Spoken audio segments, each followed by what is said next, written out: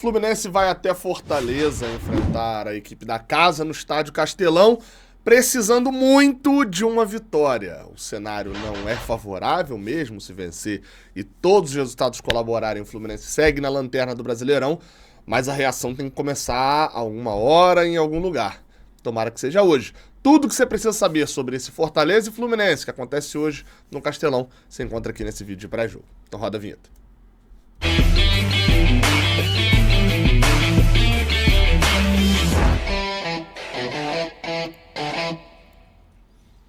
Seja bem-vindo, você guerreiro de todo o Brasil, de todo mundo. Aqui é o canal Raiz Tricolor, sou Gabriel Amaral. Vamos embora, tá? Pra gente dar aquelas informações básicas de Fluminense e Fortaleza. Na verdade, Fortaleza e Fluminense, né? O jogo é lá. Jogo às 4 da tarde. Tem transmissão do Premier para todo o Brasil e da Globo para parte do Brasil. Rio de Janeiro, Fortaleza e Ceará assistirão. Alguns outros estados também, Amazonas, enfim. Também poderá assistir na TV aberta pela Globo. Mas a transmissão pro Brasil inteiro é pelo Premier. E claro, você vai ter a transmissão nossa aqui do Jornada KTO 1902, aqui no Raiz Tricolor também. A partir de 2h30 a gente tem o pré-jogo. Mais uma vez, não conseguimos estar neste jogo, estaremos, já tô com passagem comprada para Criciúma na próxima quinta-feira, tá lá no estádio. A gente também deve ir no jogo contra o Cuiabá, também já tá tudo alinhado ali para estar nesse jogo. Nesse do Fortaleza a gente não conseguiu, mas teremos repórter, assim como foi contra o Grêmio, com imagens lá direto do Castelão também. Então vem para nossa transmissão a partir de 2h30 da tarde, a gente abre e aí vai direto transmissão do jogo até o pós-jogo, naquela transmissão que você já se acostumou a acompanhar. Jogo de número 28 entre Fluminense e Fortaleza. 12 vitórias, 7 empates e 8 derrotas. Curiosamente, desde o retorno deles para a Série A, né, enfim, ali em 2019, a gente só perdeu lá no ano passado. 19, 20, 21, 22, 23, 5 anos jogando lá no Castelão, e a gente só perdeu aquela no ano passado em que a gente poupou boa parte do time. Foi logo depois do jogo contra o Paysandu, aquela viagem casada. Foi a única. A gente pegou a perder uma vez no Maracanã também, ali naquele primeiro jogo após o retorno de público por conta da Covid. Mas lá no Castelão, curioso, né? E a gente ainda jogou pela Copa do Brasil também. Inclusive ganhou lá pela Copa do Brasil. Então é um jogo que traz, diria que boas recordações para o Fluminense no cenário recente. Mas as boas recordações, como o próprio nome já diz, estão no passado, são só recordações. A rodada, dessa vez, ela tem um sabor muito mais desesperador, talvez, para o Fluminense. Vai ter Cruzeiro e Corinthians no mesmo horário, lá no Mineirão. Vai ter no mesmo horário também Juventude e Grêmio, lá no Alfredo Jaconi. O Vasco, dá para chamar ainda de rival ali na tabela, joga depois contra o Internacional fora de casa. O Atlético Goianiense também joga, vai receber, né, a equipe do Atlético Paranaense em Goiânia. Então a gente tá falando de alguns jogos que interessam a gente, Vitória e Criciúma também. São jogos que interessam a gente pra cacete, porque a gente nesse momento é lanterna do campeonato. E a gente tá falando aí do Atlético Goianiense, que é 19º, do Grêmio, que é 18º, do Corinthians, que é 17º, do Vitória, que é 16º. Times que a gente tá de olho na tabela. Nesse sábado, o Cuiabá empatou com o Flamengo fora de casa. E eu venho falando isso há um bom tempo. O Fluminense precisa começar a conquistar pontos que não eram tão conquistáveis. A gente vem numa sequência de derrotas que nos fez perder grandes oportunidades. Juventude em casa a gente empatou. Atlético Goianiense e Vitória em casa a gente perdeu. Óbvio, quando você está disputando, esses são seus adversários diretos, você não pode perder o jogo em casa para o seu adversário direto. Então o cenário do jogo de hoje contra o Fortaleza, num cenário normal, falaria, cara, o empate está muito de bom tamanho. O time do Fortaleza é um time que tem ali a sua qualidade, que tem a sua forma de jogar, que tem um trabalho longevo. Enfim, é um time interessante, tem peças interessantes também, jogadores interessantes. Daqui a pouquinho a gente vai falar um pouco mais na hora do bola em campo. Mas, cara, o empate poderia ser ok, mas não dá pra ser ok. Óbvio, dependendo do roteiro do jogo, vai até ser e etc, mas não. O cenário acaba que o Fluminense precisa começar a conquistar pontos em jogos que ele não conquistaria. E aí o que a gente está falando? Empatar com o Fortaleza no Castelão seria um resultado ok, perfeitamente possível. A gente tem que ganhar então esse jogo. Porque se o possível, se o normal era a gente fazer talvez um ponto, a gente precisa fazer 3. Porque a gente pontuar normalmente não vai tirar a gente da parte de baixo da tabela.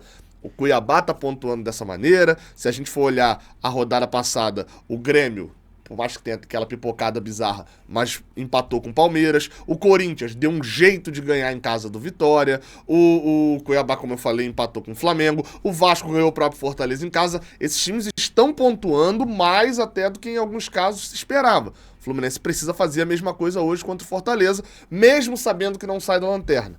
Vai lá, empatar e tentar buscar a vitória. O empate é ruim? Não. Não é ruim, nossa, péssimo. Obviamente, como eu falei, depende do roteiro do jogo. Mas é um fato que o Fluminense precisa buscar a vitória. Precisa começar a pontuar onde não se espera que ele pontue, ou pelo menos não se espera que pontue naquela quantidade. Vamos pro bola em campo, porque as escalações estão bem turvas, né? Vamos lá. Primeiro eu vou botar aí na tela. Gabriel, essa é a escalação que o Fluminense vai entrar em campo contra o Fortaleza? Não sei. Não vazou a escalação do Mano Menezes. A única notícia que a gente tem é que, vamos lá, além dos lesionados, Lelê, Manuel, Isaac, Marcelo, Felipe Melo, Lima, Terãs e do John Arias, que está na seleção colombiana, além desses que a gente já sabia que estaria fora, né, por conta de lesão ou por conta de desfalque da seleção, André e Diogo Barbosa tomaram o terceiro cartão amarelo contra a equipe do Internacional e estão desfalcando o Fluminense. E são justamente eles dois que não estão aqui na escalação do Fluminense na nossa tela. De resto, a gente não sabe se o Mano Menezes vai fazer mudanças. Eu, por exemplo, se fosse apostar, diria que ele não mexe no resto do time, não teve tempo de treinar. O treinamento que ele teve 2-3 dias, ele vai talvez tentar manter esses 2 jogos aí para Criciúma ele vai ter um pouquinho mais de tempo, também não muito, porque chega de viagem já praticamente na madrugada do domingo, né? E, enfim, vai ter praticamente só o treino de terça e treino da quarta, para na quarta já viajar para Criciúma de novo. O Mano Menezes não vai ter tempo. Então ele vai ter que decidir muita coisa no olhômetro, no conversômetro e etc. Ele vai fazer isso? Não é o padrão. O padrão não é fazer dessa maneira. Então vamos ver como ele vai fazer. Sobre o jogo de hoje, e ainda fica um detalhe que eu acabei de mencionar, que Calegari também foi outro que sentiu antes do jogo contra o Grêmio, já não reapareceu no jogo contra o Internacional, que se bobear tá lesionado também. Mas vamos lá, cara, qual que deve ser a mudança então? Ele tem que trocar o Diogo Barbosa. Como eu falei, o Marcelo não viajou. Se fosse o Fernando Diniz, eu até diria que pintaria um Marquinhos jogando como lateral esquerdo, já a camisa 77 está de volta. Mas não acho que seja isso não. Mano Menezes vai ter 2 opções. Ou lançar o Esquerdinha, um garoto que só atuou em uma partida lá em La Paz contra o The Strongest com um time completamente reserva, o João Henrique, né, como ele vem sendo chamado. Ou então improvisar o Guga, que também já foi improvisado várias vezes e que vem ganhando moral com o treinador Mano Menezes. Eu, se fosse apostar, apostaria que ele vai de esquerdinha. Ele vai querer colocar jogador na sua própria posição. É o ideal? Não sei. 18 anos o esquerdinha. Vai render? Vai ter que ter um teste. Não tem boa. O Guga, pra mim, na verdade, ele não vale a pena improvisá-lo, porque pra mim ele roubaria a posição do Samuel Xavier.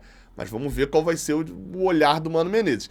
Tenho a impressão, inclusive, de que o Mano Menezes vai dar esse jogo como confiança para jogadores que foram mal no jogo contra o Internacional. E aí, a partir da quinta-feira contra o Criciúma, ele já faz as mudanças que ele achar mais necessárias. Fato é que ele não vai ter o André. E ele tem de volta o Marquinhos. Ele vai lançar o Marquinhos direto? Não sei. Acho até que, inclusive, que não. Tá? Mas, enfim.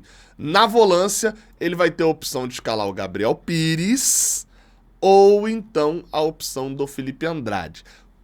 Para substituir o André. Considerando que ele nem relacionou o Felipe Andrade no primeiro jogo dele, eu chutaria que ele vai de Gabriel Pires, não é o que eu faria, mas é o que eu chuto que ele vai, e recue o Martinelli para volância e a gente faça ali aquele losango que o Fluminense já vinha desempenhando com o Mano Menezes, já no jogo passado, um volante, um primeiro volante, com 2 meias centrais, vai lá, né, médio volante ali pela esquerda e pela direita e com um Ganso de meio campista. Aí o Keno foi muito mal, vai botar quem? Douglas Costa? Vai lá, talvez o Lucumí, né? O Lucumí tá de volta depois da suspensão que ele cumpriu após a expulsão no jogo contra o Grêmio, ficou suspenso contra o Inter, mas também não sei se o Mano Menezes já vai dar saída dando moral direto pro Lucumí assim não. Óbvio, o Marcão tá lá, o Marcão pode ter gostado do que viu, Mas vamos ver. Esse é o time básico do Fluminense, tá? Esse é o time básico. Pode ter mudança? Pode. É até provável, num geral, que tenha, né? O time precisa sair desse lugar da tabela. Por outro lado, também, o time que foi escalado como titular contra o Internacional rendeu, só cansou. E aí o problema era justamente o banco. Então não faz muito sentido você puxar o banco, né? Pra botar de titular agora. Sobre o nosso adversário de hoje, né? O Fortaleza, eles vêm com alguns desfalques, tá? Fica aí a informação. O Vojvoda, ele é um cara que muda muito o time. Praticamente todo jogo tem mudanças ali. E eles têm desfalques para esse jogo. O Hércules foi expulso no jogo contra o Vasco, volante. Além do Zé Wellison também, que chegou até a ter um coisinha aí dele vir pro Fluminense. Também tá fora, são dois da mesma posição. Caleb, Martínez, Moisés, são 3 jogadores também de frente. O Pedro Rocha também, que estão fora dessa partida.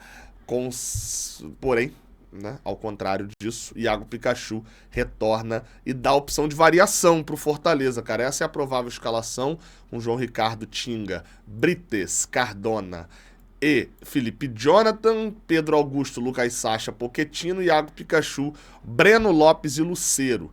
Mas, como eu falei, o Vojvoda muda muito o time. Então a gente pode, por exemplo, ter um Tite jogando na zaga pela esquerda, e aí, enfim, pode ter o Tite ao lado do Cardona, inclusive o Brites vindo para a lateral direita com o Tinga fora da partida, e aí isso aqui gera uma variação interessante que eu já vi o Fortaleza fazendo algumas vezes, que é trazer o Brites, é um zagueiro que joga também de lateral, né?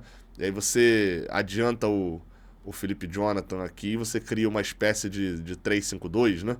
Você adianta o Breno Lopes também, o Iago Pikachu fica como ala, você consegue marcar aqui no 5-3-2, você consegue adiantar para a última linha, então é um time, cara, é aquela parada, querendo ou não, a gente tinha um pouco disso com o Diniz também, só que depois parou de funcionar, né, mas é um pouco do trabalho do Vojvoda, que é quando você tá 3 anos à frente do mesmo time, com boa parte dos jogadores tendo sido contratados já sob sua responsabilidade, ou seja, você conhece os caras, já tá treinando há um tempão, você passa a ter lógica já dentro do jogo que você mesmo consegue trocar sem mexer nas peças.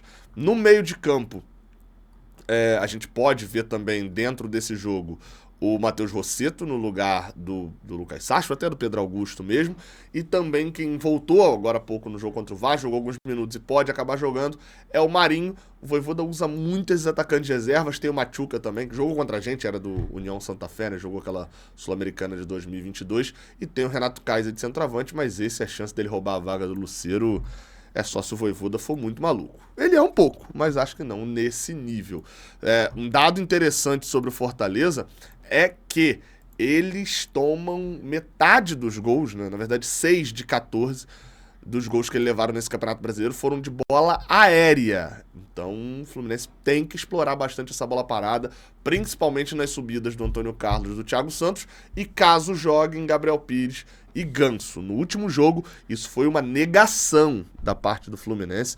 O fato da bola aérea, em 4 chances que o Fluminense teve de cobranças de falta, nenhuma ter chegado perto de ameaçar. Foram 2 cobranças na mão do goleiro e 2 cobranças muito mal, principalmente uma do Ganso no primeiro tempo, que a bola não chega nem na altura da cintura do cara da barreira. Então o Fluminense tem que aproveitar um pouco melhor isso, porque se não tem jogada de bola aérea durante a partida, né, ali numa jogada normal, porque o centroavante não é tão alto, a bola parada com o avançar dos zagueiros se torna algo principal e imprescindível, essencial para o Fluminense. Olha só, se você quiser dar uma passada na KTO, KTO coloca Fortaleza como muito favorito para essa partida, tá? Tá pagando 1,73 na vitória deles e tá pagando 5 na nossa vitória. Eu não vou vir aqui recomendar você apostar na vitória do Fluminense, um time que tá aí, veio de 6 derrotas seguidas, 8 jogos sem vencer, eu não vou ser maluco de fazer isso. Agora, um empate ou o Fluminense, você apostar basicamente que o Fluminense não perde, se o Fluminense não perder, você ganha ali quase que 2-1, né? 1,96. Aí já faz um pouquinho mais de sentido. É onde eu vou largar 10 conto aqui, mas se der certo, ganho 20. E é isso daí. Se for lá na KTO, lembre-se sempre de, né, fazer com responsabilidade, lembrar que não é para menores de 18 anos, tudo isso mais, vai lá. O link tá aqui embaixo na descrição. Na verdade, nem precisa de link, né? KTO.com, só isso. O cupom é JORNADA, tá? Usou o cupom JORNADA na hora do teu cadastro, você ganha 20% de bônus. Vamos pra arbitragem da partida. É um maluco novo, cara, que vai apitar esse jogo. O árbitro é o Davi de Oliveira Lacerda, do Espírito Santo, que não só nunca apitou os jogos do Fluminense, como tem 28 anos,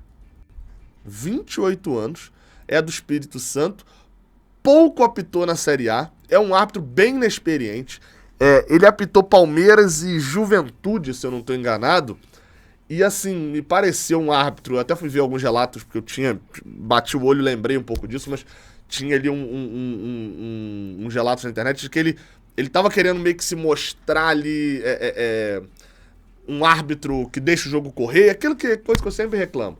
E o cara acaba se perdendo, enfim, pareceu um árbitro que ainda não estava pronto para apitar um jogo de Série A. Acabou se perdendo ali na direção desse jogo. Vamos ver como é que vai ser hoje. Os Fortaleza e Fluminense com o Diniz ainda, Diniz versus Vojvoda, eram jogos muito corridos o tempo inteiro. O Fortaleza é uma equipe assim muito corrida e o Fluminense deve espaço para ser contra-atacado. Acho que o Mano Menezes vai fechar um pouco mais o time até por conta disso também. Então eu quero ver como que o Davi vai se comportar. Novamente, é um árbitro jovem, vale dar o benefício da dúvida aí, mas 28 anos é muito jovem, é mais novo do que uma boa parte do time do Fluminense, inclusive. Vamos ver como é que vai ser o apito dele. No VAR vai estar a Daiane Muniz. É isso então, tá? Esquece de deixar o like aqui embaixo, se inscrever aqui no Raiz Tricolor. Tamo junto, até a próxima. Valeu!